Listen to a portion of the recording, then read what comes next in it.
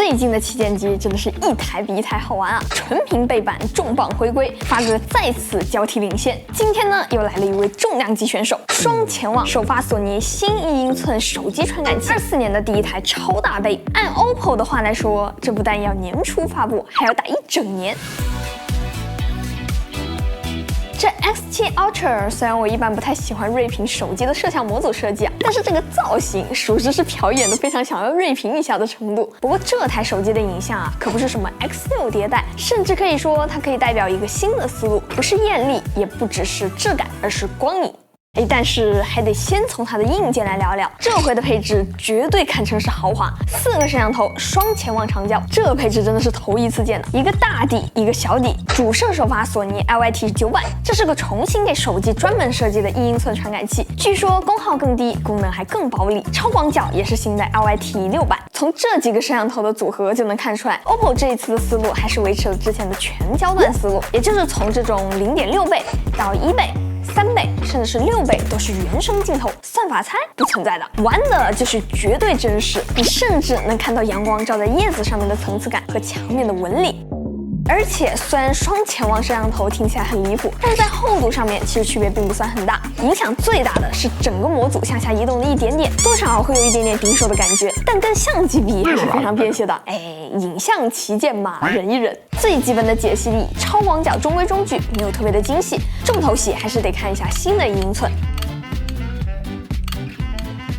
长焦呢非常不错，6倍以内当然不用说了，多一个镜头就是真的开挂。但上到20-30倍的时候，这是小米13 Ultra， 这是刚坐上最强长焦宝座的 X100 Pro， 这是 X7 Ultra， 而这个小牌子实际距离大概是这样的，它在这里。不过这里并不是这一次拍照最强的地方，可能有很多小伙伴都没有注意到，其实旗舰影像的新时代已经基本成型了。如果往前看3-4年，手机的重点都是怎么把夜景拍亮，怎么拍得更远，都是在补硬伤，提高能力边界。Mate 40 Pro 加当时的统治力，不知道小伙伴们还记不记得？估计到现在都还有很多小伙伴在用吧。但是从去年开始，不对，是前年了啊，小米12S Ultra 突然带着1英寸传感器跳出来，但明明用了更大的底，小米却反而非常的克制的出了一个徕卡风格，还利用了1英寸提升了很多体验。它的大获成功也让相当一批人意识到，原来质感不是滤镜，原来光影也是有魅力的。但是 OPPO 这一次的理念也非常有意思，借用哈苏的一句话，摄影师不因为使用哪种色彩模式而苦恼。别说现在很多手机取个样张都得切2-3种模式，就怕另外一个模式的效果更好。剧透一下啊，这一次的相机里面基本没有什么新功能，但进步真的一点不小。这台机子我去年就拿到了，都用了1年了。用下来最大的感受就是直观，照片模式里面没有色彩风格给选，除了快门也没有啥好按的地方，而且取景器非常清晰 ，HDR 效果也非常好。我觉得这个是个非常不错的思路啊，拿起来就可以直接拍，没有太多需要纠结的地方。不过光说预览咋样没有什么用，实际效果好才是最重要的，对吧？先来看几张样张吧。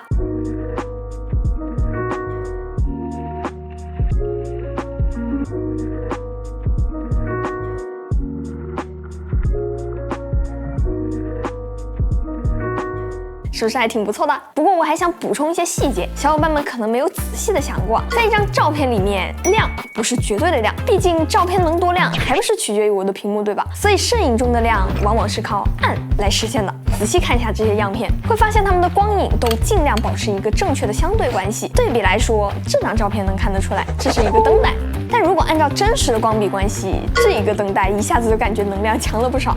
氛围感一下子上来了，这就和我以前摄影的时候的习惯有点像啊。如果当时拍照的时候，相机帮我自动把暗处提亮了，你猜猜我会不会夸它？可能有一些小伙伴就想说了，算法不好就干脆不算了是吧？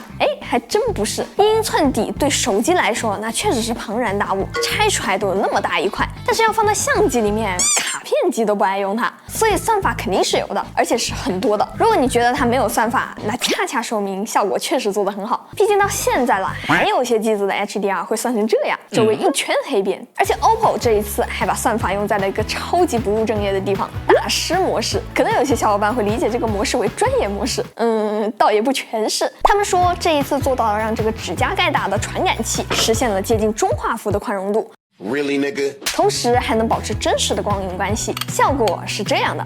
而跟其他手机的手动模式也能看出来 OPPO 的光影会更有，怎么说呢，质感。OPPO 跟我说呢，这一次的大师模式就一个宗旨，模仿哈苏色。哎，那我就杠上了呀，找了朋友借了一台 X2D， 这是真正的怪兽啊，1亿像素，传感器的尺寸是 X7 Ultra 的12.5倍大，售价一台苹果。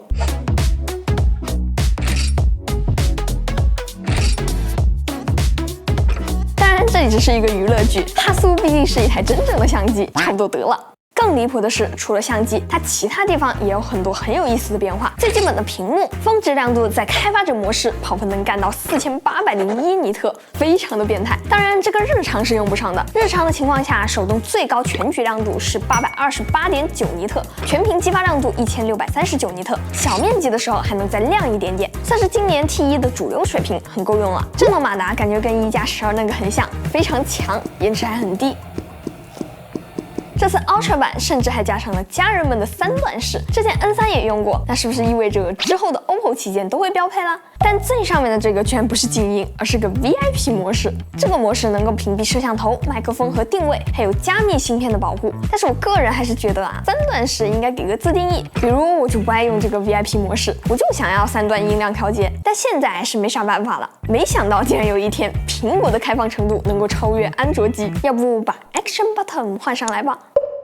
系统里面也有很多好玩的设计，我觉得我最喜欢的升级是文件随心开，其实就是一个内置的软件啊，但是它能打开超多种格式 ，Word、Excel 这些就算了，肯定是没有问题的。你看看它的列表，居然连 Xmind、Photoshop 的 PSD 都支持，打开之后还能直接保存为图片，甚至 CAD 它都能直接打开，还能开关图层。